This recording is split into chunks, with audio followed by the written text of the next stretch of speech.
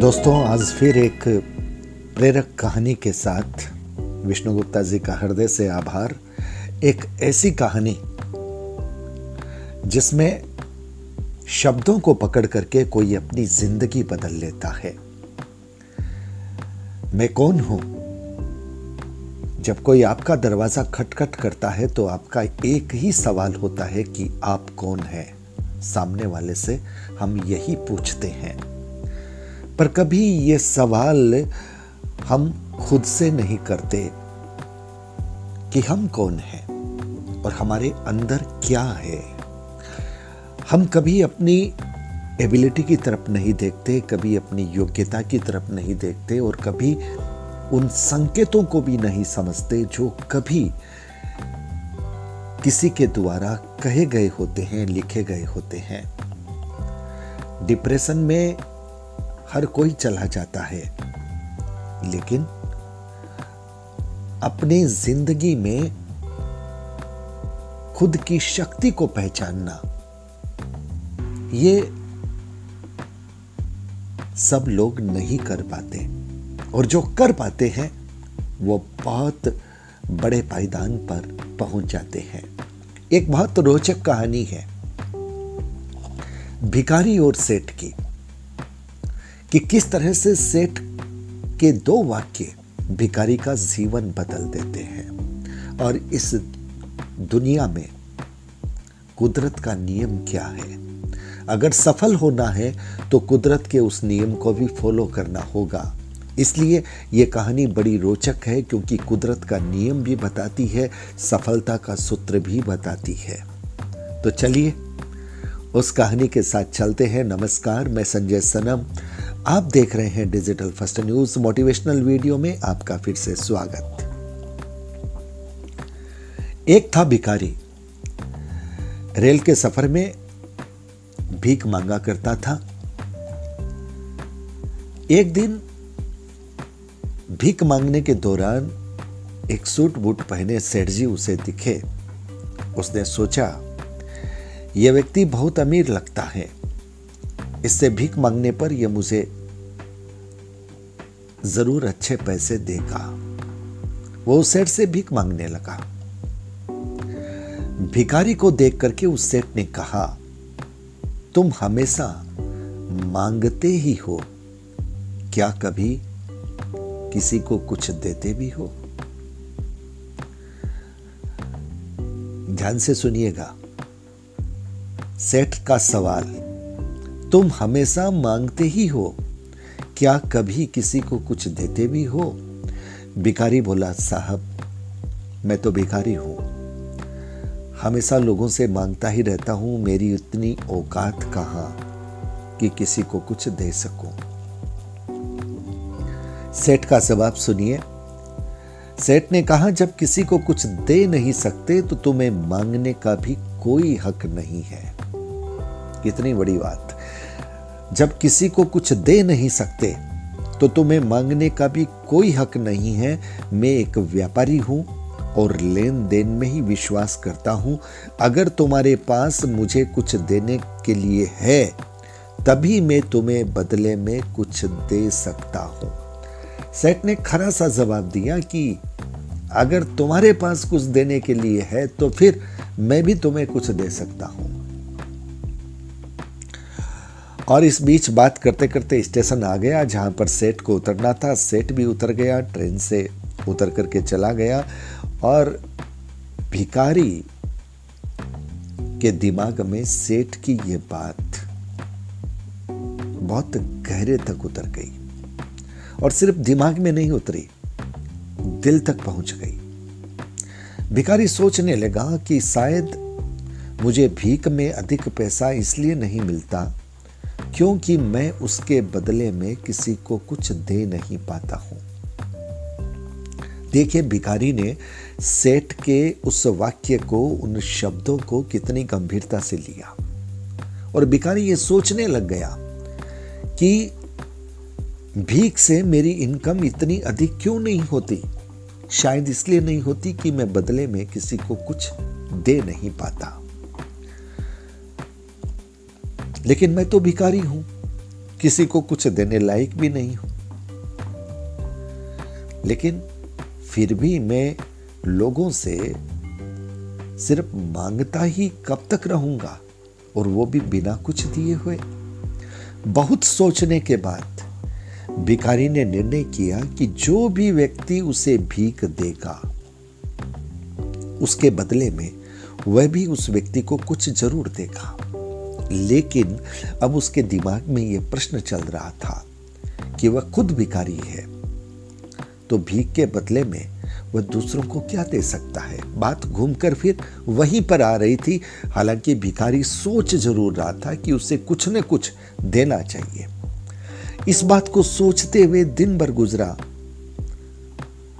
और भिखारी अपने प्रश्न में इतना तल्लीन था कि उसने एक दिन भीख नहीं मांगी, वो ट्रेन में नहीं चढ़ा। उसके मन में यह बात बैठ गई थी कि शायद यह वजह है कि भीख में मुझे अधिक पैसे इसलिए नहीं मिलते क्योंकि मैं बदले में किसी को कुछ देता नहीं। दूसरे दिन जब वह स्टेशन के पास बैठा हुआ था, तभी उसकी नजर स्टेशन की क्यारी में पड़े हुए कुछ फूलों पर पड़ी, जो स्टेशन के आसपास के पौधों पर खिल रहे थे। उसने सोचा, क्यों न मैं लोगों को भीख के बदले कुछ फूल दे दिया करूं, और उसको अपना यह विचार अच्छा लगा। उसने वहां से कुछ फूल तोड़ लिए। वह ट्रेन में भीख मांगने पहुंचा। जब भी कोई उसे भीख देता, पैसा देता, उसके बदले में वह उस भीख देने वाले को एक फूल दे देता। उन फूलों को लोग खुश होकर अपने पास रख लेते थे। अब भिखारी रोज फूल तोड़ता और भीख के बदले में उन फूलों को लोगों में बांट देता था। कुछ ही दिनों में भिखारी ने महसूस किया कि अब उसे बहुत अधिक लोग भीख देने लगे हैं, अर्थात भीख से पैसा अधिक आने लग गया है। वह स्टेशन के पास के सभी फूलों को तोड़ लाता था, और जब तक उसके पास फूल रहते थे तब तक उसे बहुत से लोग अच्छी भीख दे देते। लेकिन जब फूल बांटते बांटते खत्म हो जाते तो उसे फिर भीख में पैसा नहीं मिलता था। अब रोज ऐसा ही चलता रहा। एक दिन जब वह भीख मांग रहा था तो उसने देखा कि वही सेठ ट्रेन में बैठे हैं, जिसकी वजह से उसे भीख के बदले फूल देने की प्रेरणा मिली थी। वह तुरंत सेठ जी के पास पहुंच गया और भीख मांगते हुए बोला, आज मेरे पास आपको देने के लिए कुछ फूल है सेठ जी। अब आज आप मुझे भीख दीजिए, बदले में मैं भी आपको कुछ फूल दूंगा। सेठ ने उसे भीख के रूप में कुछ पैसे दे दिए और भिखारी ने कुछ फूल सेठ जी को दे दिए। उस सेठ को यह बात बहुत पसंद आई। सेठ ने कहा, वाह क्या बात है, आज तुम भी मेरी तरह एक व्यापारी बन गए हो। ये वाक्य मैं फिर दोहरा रहा हूं क्योंकि इसी एक वाक्य ने भिखारी की जिंदगी बदल दी। इसलिए आगे के क्लाइमेक्स पर अब हमें पहुंचना है।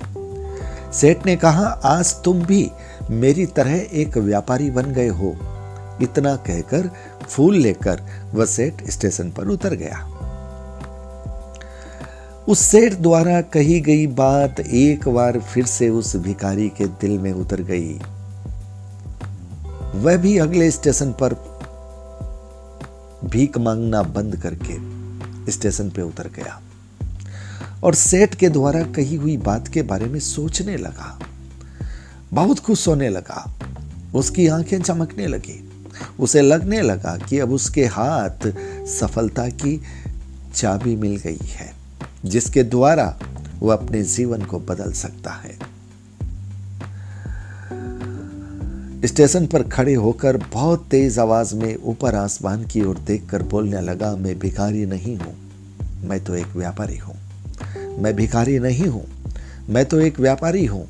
मैं भी उस सेठ जैसा बन सकता हूं, मैं भी अमीर बन सकता हूं। स्टेशन से जो लोग गुजर रहे थे भिखारी के इस अंदाज को देखकर ठिठके और उन्हें लगा कि कहीं ये भिखारी पागल तो नहीं हो गया। लेकिन अगले दिन से वह भिखारी उस स्टेशन पर फिर कभी नहीं दिखा। करीब 1-1.5 वर्ष बाद इसी स्टेशन पर 2 व्यक्ति सूट वूट पहने हुए यात्रा कर रहे थे। दोनों ने एक दूसरे को देखा तो उनमें से एक ने दूसरे को हाथ जोड़कर प्रणाम किया और कहा, क्या आपने मुझे पहचाना? सेठ ने कहा, नहीं तो, शायद हम लोग पहली बार मिल रहे हैं। भिखारी ने कहा, सेठ जी आप याद कीजिए, हम पहली बार नहीं बल्कि यह हमारी तीसरी मुलाकात है। सेठ ने कहा, मुझे याद नहीं आ रहा, वैसे हम पहले 2 बार कब मिले थे? अब पहला व्यक्ति मुस्कुराया और बोला, हम पहले भी 2 बार इसी ट्रेन में मिले थे। मैं वही भिखारी हूं जिसको आपने पहली मुलाकात में बताया कि मुझे जीवन में क्या करना चाहिए। आपने कहा था कि लेन देन का हिसाब इस कुदरत में चलता है। और दूसरी मुलाकात में आपने मुझे बताया था कि मैं वास्तव में कौन हूं। पहली मुलाकात में आपने मुझे बताया जीवन में क्या करना चाहिए। दूसरी मुलाकात में आपने मुझे बताया कि मैं वास्तव में कौन हूं। नतीजा ये निकला कि आज मैं फूलों का एक बहुत बड़ा व्यापारी हूं और इसी व्यापार के काम से दूसरे शहर जा रहा हूं। आपने मुझे पहली मुलाकात में प्रकृति का नियम बताया था, जिसके अनुसार हमें तभी कुछ मिलता है जब हम कुछ देते हैं। लेन देन का ये नियम वास्तव में काम करता है। मेरे दर्शक मित्रों, इस बात को ध्यान से सुनिएगा। प्रकृति का नियम, लेन देन का नियम, जब तक हम किसी को कुछ देते नहीं, बदले में हमें भी ये कुदरत किसी भी माध्यम से गेन नहीं होने देती। तो मैंने ये बहुत अच्छी तरह महसूस किया, लेकिन मैं खुद को हमेशा भिखारी ही समझता रहा। इससे ऊपर उठकर मैंने कभी सोचा ही नहीं था। और जब आपने मेरी दूसरी मुलाकात हुई तब आपने मुझे बताया कि मैं एक व्यापारी बन चुका हूं। अब मैं समझ चुका था कि मैं वास्तव में एक भिखारी नहीं बल्कि व्यापारी बन चुका हूं। दर्शकों, भारतीय मनीषियों ने संभवतः इसीलिए स्वयं को जानने पर सबसे अधिक जोर दिया और फिर कहा, शिवोहम। समझ की ही तो बात है। भिखारी ने स्वयं को जब तक भिखारी समझा वह भिखारी रहा। उसने स्वयं को व्यापारी मान लिया, व्यापारी बन गया। जिस दिन हम समझ लेंगे कि मैं कौन हूं, अर्थात मैं भगवान का अंश हूं, फिर जानने समझने को कुछ रह ही कहां जाएगा। जय बाबा बासुकीनाथ। तो दर्शकों, बड़ी प्रेरक कहानी कुदरत का नियम बताती है।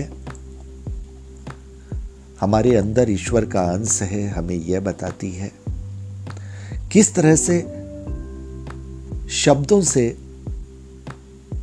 जीवन बनता है। बस पकड़ने वाला चाहिए। हम अपने जीवन में गलत शब्दों को पकड़ लेते हैं, जहां हमें तिरस्कार मिलता है, जहां हमें अपमान मिलता है, हम उन शब्दों को पकड़ लेते हैं और फिर परिणाम भी वैसा ही पाते हैं। प्रोत्साहन वाले शब्दों को पकड़ना और उसके आधार पर जीवन में अपने मन को बदलना, यही जीवन निर्माण करता है साहब। अगर आपको ये कहानी, ये घटना आपको प्रेरक लगी तो फिर लाइक कीजिएगा, अपने लोगों तक भेजिएगा। चैनल पर अगर नए आए हो तो सब्सक्राइब करना बिल्कुल मत भूलिएगा। बहुत बहुत आभार। नमस्कार।